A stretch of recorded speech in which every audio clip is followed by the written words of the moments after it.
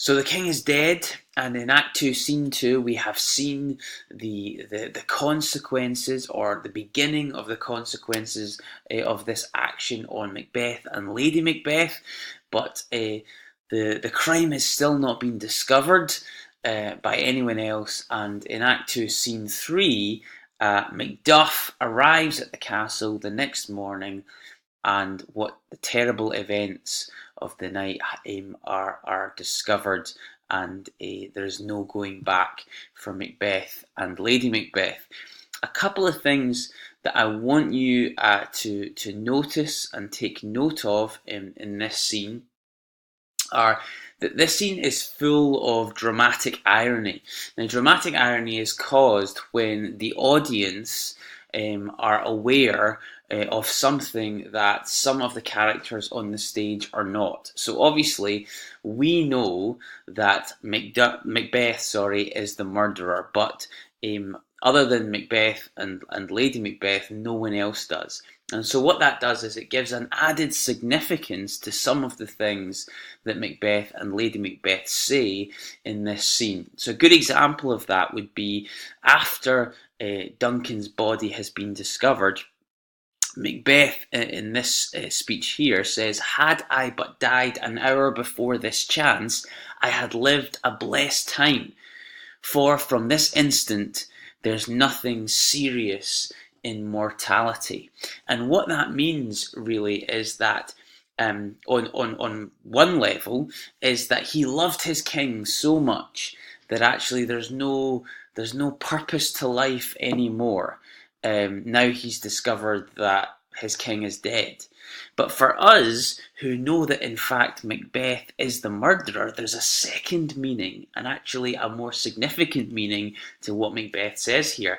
Really, what he's saying is actually he knows that his decision to kill his king has actually forever changed the meaning of his life. But that is only an understanding that the audience has, because of course the other characters on the stage don't know at this stage that Macbeth is the murderer.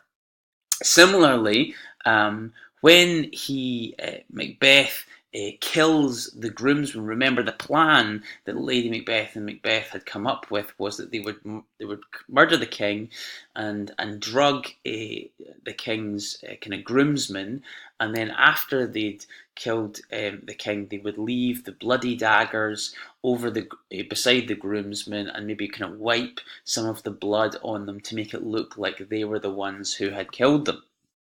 And Macbeth kind of, maybe in a slight panic, or maybe worrying that this plan might not work as well as he'd hoped, when he goes in to Duncan's room, as if to discover the body for the first time, he lashes out and murders also the two groomsmen, very conveniently for him, because it means that they will never be able to testify what happened in the night.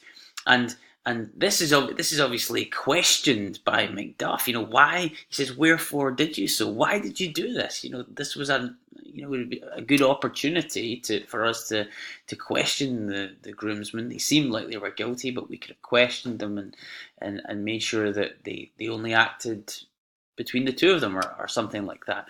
And Macbeth says this in response. He said, "Who can be wise, amazed, temperate, and furious, loyal and neutral in a moment?" And his conclusion is, "No man." In other words, he said, who can be wise? How could I be angry at the death of my king and kind of sober-minded and rational and well thought through at the same time? It's impossible, is basically what he's saying. How can I hold these two opposing things together in that moment? I couldn't, and so I just had to lash out and kill the groomsmen. But of course, as the audience, we know that there is some irony in what Macbeth is saying, because in a sense what he's doing is he's expressing the anguish of the challenge that lies before him, of trying to appear to have been loyal to the king at the same time as having killed the king, having been a traitor. And he's almost saying, who can do this? Who can keep up this act of trying to unite these two opposing things in the same at the same time without kind of cracking up? So again, it's dramatic irony that's caused by the fact that we know that he's the murderer, but the other characters don't.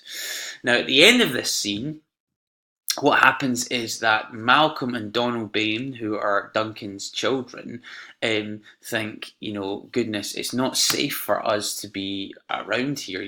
It feels to them that the murder of their father is probably still at large, and so they decide to split up for their mutual safety, and one goes to Ireland and one goes to England. Malcolm, in fact, goes south to England for safety. They would go to join the kind of royal courts in these countries.